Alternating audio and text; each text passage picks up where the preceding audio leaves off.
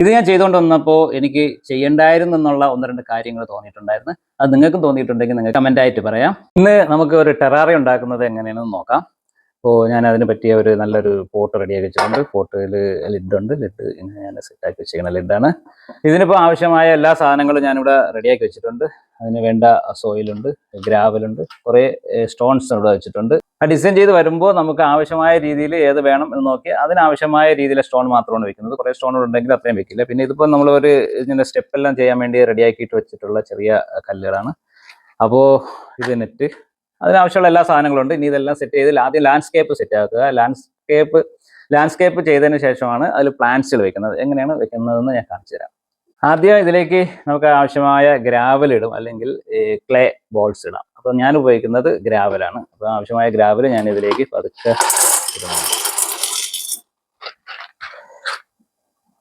നമുക്ക് അതിന് ആവശ്യമായിട്ട് ഒരു ലെയർ ആയിട്ടാണ് ഇതിപ്പോൾ നമ്മൾ അത്യാവശ്യം ഇതിൽ എത്രയാണ് വേണ്ടത് നോക്കിയതിന് ശേഷം അങ്ങനെയാണ് ഇടുക. ഒരുപാട് വാരി ഇട്ടിട്ട് കാര്യമില്ല, ആവശ്യത്തിന് മാത്രം ഇട്ടാൽ മതി. ശരിക്കും ഇതിനുള്ളിൽ ഒരു വാട്ടർ ഡ്രെയിനേജ് സിസ്റ്റത്തിന് വേണ്ടിയാണ് നമ്മൾ ഈ ഗ്രാവൽ ഇതിന് ഉപയോഗിക്കുന്നത്. ഇനി നമുക്ക് ആവശ്യമായിട്ടുള്ളത് ഇതിൽ മുകളിലേക്ക് കറക്റ്റ് ചെയ്ത് കട്ട് ചെയ്ത ഒരു മെഷാണ് വേണ്ടത്. ആ മെഷ് നമ്മൾ ഇതിൻ്റെ മുകളിൽ വെക്കുന്നുണ്ട്. ഇനി ഇതിൻ്റെ മുകളിലേക്ക് നമുക്ക് ചാർക്കോൾ ആഡ് ചെയ്യാം. അത് ഒരു ലെയർ ആയിട്ടാണ് നമ്മൾ ഇത് ചെയ്യുന്നത്. സാധാരണ രണ്ട് രീതിയിൽ ചെയ്യാം, ലെയർ ആയിട്ടും ചെയ്യാം, ഈ ചാർക്കോൾ ഈ സോയിലിൽ കൂടി മിക്സ് ചെയ്തും ചെയ്യാം. ഇതിലേക്ക് കുറച്ച് വൈറ്റ് സാൻഡ് ആണ് ആഡ് ചെയ്യുന്നത്. വൈറ്റ് സാൻഡ് അതിൻ്റെ ഒരു ഭംഗിക്ക് വേണ്ടി മാത്രം സൈഡിലാണ് ഇടുന്നത്. അത് ഫുള്ള് നമുക്ക് ആവശ്യമില്ലാത്ത സാധനമാണ്, പക്ഷെ നമുക്ക് ഭംഗി കൂട്ടാനും ആവശ്യങ്ങൾക്ക് വേണ്ടി മാത്രം ഇത് ഉപയോഗിക്കാം. ഈ സൈഡിലേക്ക് മാത്രമേ ഇത് ഇടുന്നുള്ളൂ. ഇനി ഇതിലേക്ക് സോയിലാണ് ആഡ് ചെയ്യുന്നത്. സോയിൽ ഇത് മിക്സ് ചെയ്തതാണ്. ഇത് കോക്ക്പിറ്റും പോട്ട് മിക്സും എല്ലാം കൂടി മിക്സ് ചെയ്ത് വെച്ചേക്കുന്നതാണ്. ഇതിലേക്ക് നമുക്ക് ഇട്ട് കൊടുക്കാം. ഏത് മോഡലാണ് ചെയ്യാൻ ഉദ്ദേശിക്കുന്നത് അതിനനുസരിച്ച് ഇതിനെ ലാൻഡ്സ്കേപ്പ് അത് കറക്റ്റ് ആക്കി കൊണ്ടുവരണം.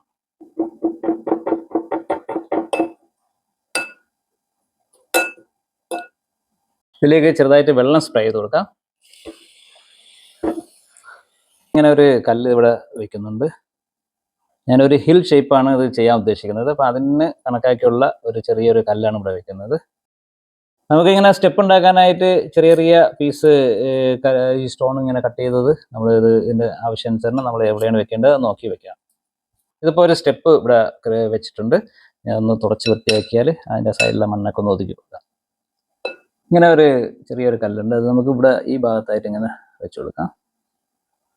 നമ്മൾ വർക്ക് ചെയ്തുകൊണ്ടിരിക്കുമ്പോൾ നമ്മളെ മനസ്സിൽ എന്താണ് തോന്നുന്നത് അത് ഒന്ന് അങ്ങോട്ട് സെറ്റാക്കി എടുക്കുക എന്നുള്ളതാണ്.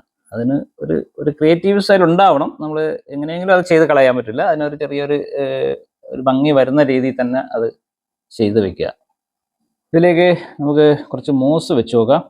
മൂസ് വെച്ചതിന് ശേഷം പിന്നെ നമുക്ക് അടുത്ത പ്ലാന്റ്സ് വയ്ക്കും. അങ്ങനെയാണ് ഞാനിപ്പോൾ ഉദ്ദേശിക്കുന്നത്. ഇതിപ്പോൾ മോസ് ഏകദേശം കംപ്ലീറ്റ് പൂർത്തിയായിട്ടുണ്ട്. ഇനി ഇതിൽ കുറച്ചുകൂടി പ്ലാന്റ് വെക്കണം. അതിന് മുമ്പായിട്ട് നമുക്ക് ഈ സൈഡിൽ കുറച്ച് വൈറ്റ് സാൻഡ് ഇട്ട് കൊടുക്കാം.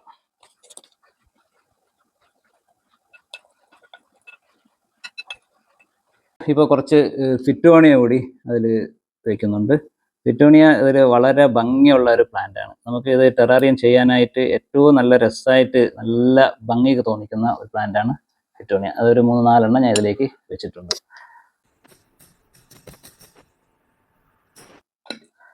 ഇതിപ്പോൾ എങ്ങനെയുണ്ട്?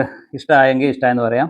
ഇത് ഞാൻ ചെയ്തുകൊണ്ട് വന്നപ്പോൾ എനിക്ക് ചെയ്യണ്ടായിരുന്നെന്നുള്ള ഒന്ന് രണ്ട് കാര്യങ്ങൾ തോന്നിയിട്ടുണ്ടായിരുന്നു. അത് നിങ്ങൾക്കും തോന്നിയിട്ടുണ്ടെങ്കിൽ നിങ്ങൾ കമൻ്റ് ആയിട്ട് പറയാം. ഏതായാലും ഇതാണ് ഇപ്പോഴത്തെ എൻ്റെ ഫൈനൽ ലുക്ക്.